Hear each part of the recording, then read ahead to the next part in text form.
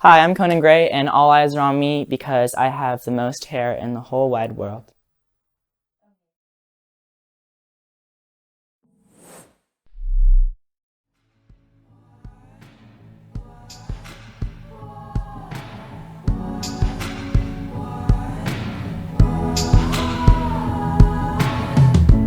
Hours of keying cars parked on red beyond lawns. That's suburban moms. I called a friend. Let's meet at 10. Go wherever we want. 'Cause no one cares that we're gone. This town don't got much to do. You and I haven't got much to lose. So do you wanna rock in your room like we always do? Talk about how fast we grew and all the big dreams that we won't pursue. You get in your car and laugh till we both turn blue. 'Cause we are the helpless, selfish, one of a kind millennium kids that all wanna die. Walking in the street with no light inside our eyes. We are the worthless first with too much time to get into trouble and lose our minds. It's something that I've heard a million times in my life. Generation Y. Parents think we're fast asleep, but as soon as we're home, we're sneaking out the window.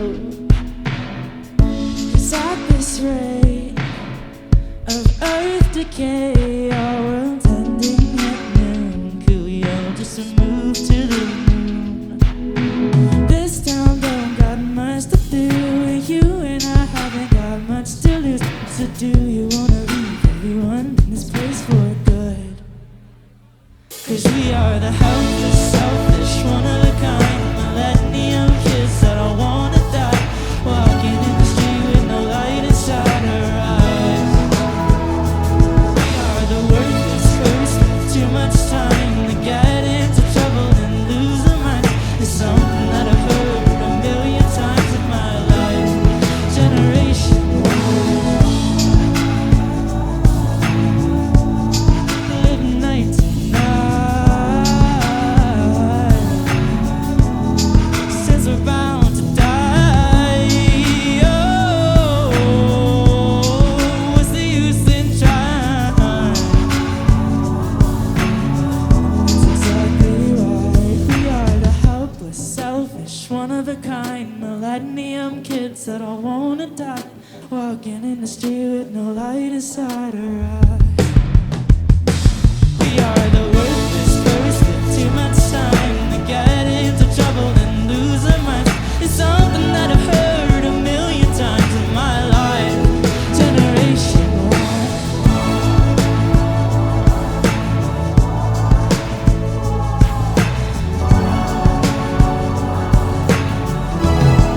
Generation Y. It was weird because making videos was never like a thing that I consciously really knew was gonna evolve into anything. It was just something I did on the weekends for fun. And then when I started songwriting when I was 12, it just that just really took the forefront really quickly. And then all of a sudden I was just making music, and yeah, it just happened really fast, and it totally was not the plan. I was just really bored and really lonely. I started songwriting when I was 12 years old because of Adele. I don't know why. Adele was just the first person that I realized that you could actually write music, and you don't have to just write jingles about sitting on the toilet and stuff like that. And then I think it just kind of kept going and going and going, and kind of just took over my life. It was an absolute obsession for sure. I was writing 3 or 4 songs a day and putting them up on the internet, and people just liked listening to it. I would say the most crucial moment that I realized it was kind of a all or nothing thing for me was my senior year. I'd just gotten kicked out of the house, and I didn't really have anywhere to go, so I was living with my friends and just kind of hopping around, seeing where I could go. And I wrote this song that was originally a love song for this person, but that person broke my heart. So I just changed all of the lyrics into this like love song for my friends and my family and my hometown and stuff like that. And it ended up being this song named Idle Town. And I recorded a music video with me and my friends. We just like taped my tripod onto my trunk and like drove through this retirement community in my neighborhood and made a video, and I put it up kind of not really thinking about anything. And then within like a couple weeks, it like racked up tons and tons of views. And if it wasn't for that song that I made in my bedroom, like I wouldn't have been able to pay rent. I wouldn't have been able to move to LA or go to college or anything. So yeah, that was kind of the moment that I realized like I kind of had to do it, and it was like everything that I ever wanted to do with my life just kind of fell in my lap at kind of the worst moment of my life as well.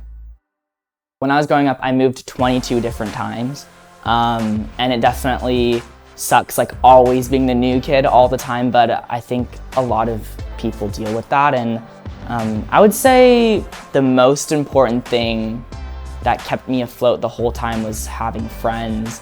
I remember every single time I moved, which was like every single year basically, I always thought that I wouldn't make friends in my new town or something, but it always happened. And when things were bad at home or when things were tough, I was just like, I could always lean on my friends. And for me, my friends have always been my family, like right from the start. And yeah, make friends. It's kind of tough. Also, it's like harder the older you get to make friends, but do it because it's so worth it and it'll keep you alive. I think like in order to have a really good, healthy relationship with social media, you have to keep in mind that like what happens on it isn't real. Like none of that stuff is real, and none of those people are real, and it's all just like fabricated. So if you ever like see people and think that you're not good enough because they're perfect or something like that, like that's just not true. Like that's just a lie. And also like everything in moderation. Like don't tell everything that you're ever thinking on the internet. It'll really bite you in the ass sometimes. And definitely just like treat it with respect, because it can really destroy a lot of people's lives, and it can really destroy your own life. Be careful. My EP is named Sunset Season, and today's the 2-month anniversary of it being out, which is super cool.